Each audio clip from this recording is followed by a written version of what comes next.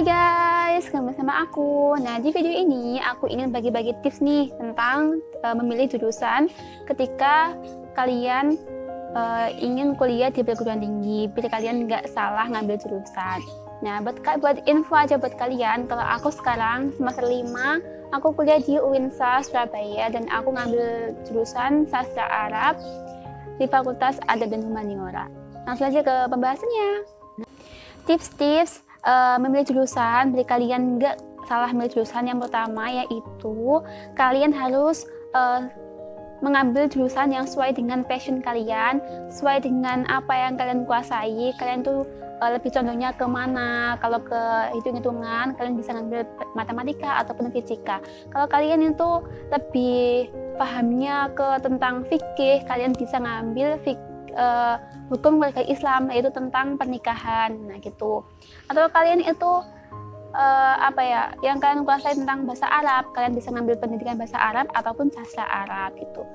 Yang kedua yaitu kalian harus memilih jurusan sesuai dengan keinginan kalian sendiri. Jangan ikut-ikutan temen.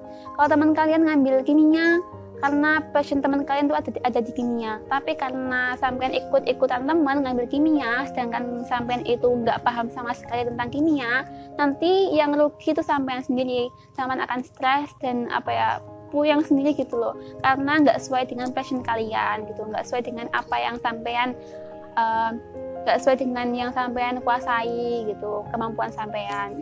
Makanya harus sesuai dengan keahliannya sampean itu di mana.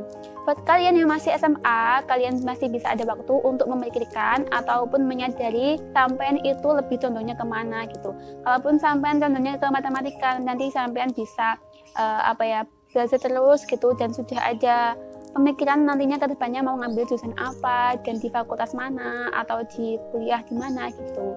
Biar sampean nanti pas di waktunya untuk pendaftaran kuliah, sampean nggak repot gitu, nggak usah bingung lagi karena sama sudah mempunyai rencana.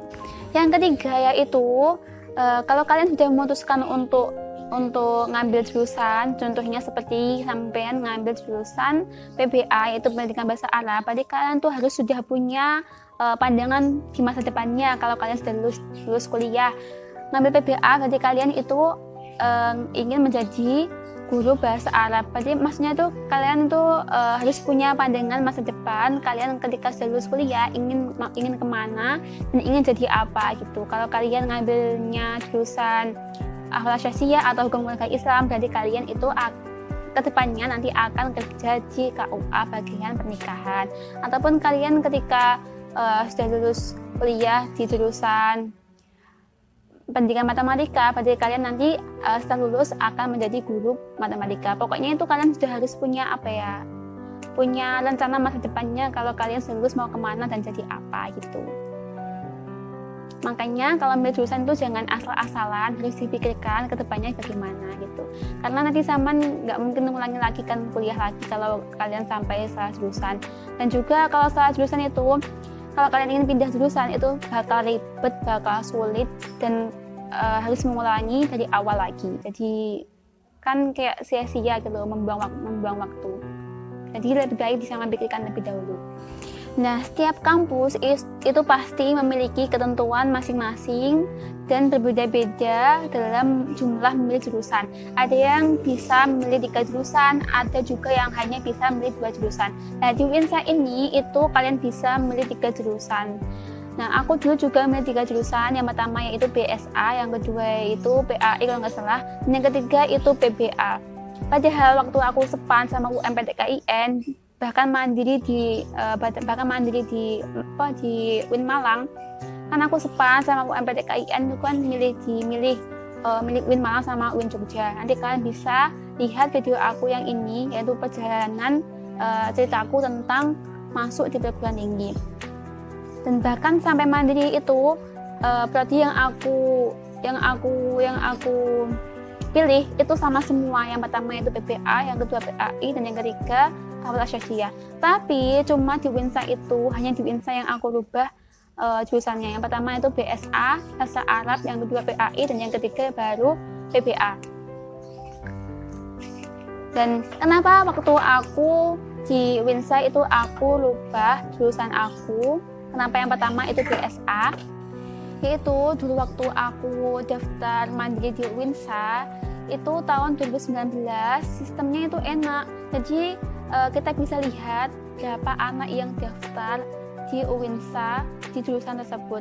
Jadi ini tuh jurusannya semuanya di sini jurusan. Kemudian ini tuh siapa saja yang daftar. Kemudian ini tuh kursi yang dibutuhkan tuh berapa anak. Kemudian di sini tuh bagian UKT, jadi kelihatan.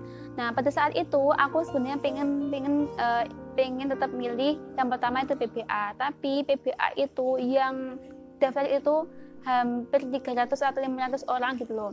Sedangkan kursinya yang dibutuhkan itu cuma 60 anak kalau nggak salah. Nah, yang di BSA itu yang dibutuhkan itu kalau nggak salah sama 50 anak, dan yang daftar itu cuma 150 orang. Jadi peluang besarnya itu ada di BSA. Makanya aku kenapa pilih BSA. Padahal aku waktu SPAN sama UMPTKIN bahkan mandiri di UIN Malang itu nggak ada BSA sama sekali di jurusan yang aku pilih gitu. Jadi waktu dulu itu aku enak banget, jadi kelihatan peluangnya, kelihatan mana saja jurusan yang banyak diikuti sama yang daftar sama anak-anak gitu. Tapi tahun kemarin 2020 itu kan aku punya adik misanan, yaitu waktu daftar di UINSA itu sistemnya sudah beda. Dan tahun sekarang juga kayaknya udah beda ya sistemnya, nggak kayak dulu. Kalau dulu tuh enak kelihatan berapa anak yang daftar, jadi kita bisa tahu peluang kita yang biar lolos itu di jurusan yang mana. Dan juga UKT-nya tuh kelihatan, UKT di PBA dari sekian sampai sekian gitu.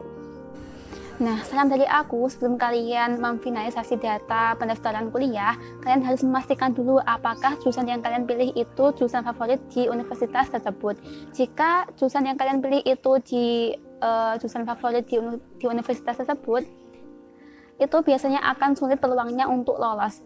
Mengapa? Karena jurusan yang favorit itu pertama peminatnya banyak, dan yang kedua itu UKT-nya biasanya mahal. Dan di penjelasan di atas itu aku sudah menjelaskan mengapa aku memilih BSA di urutan pertama dan PBA di urutan ketiga.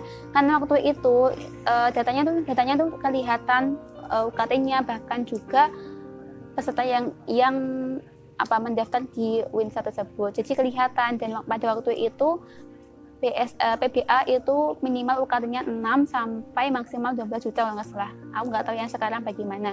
Waktu itu BSA itu minimal 4 sampai berapa gitu. Jadi mengapa aku milih BSA?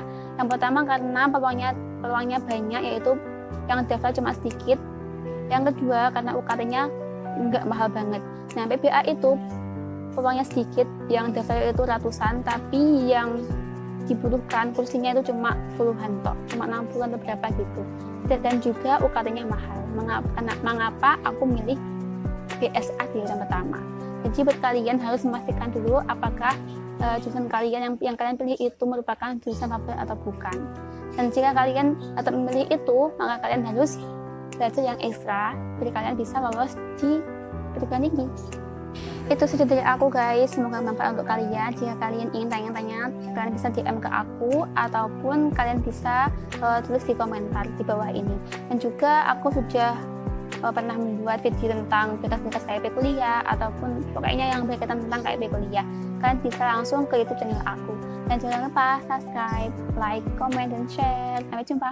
Bye!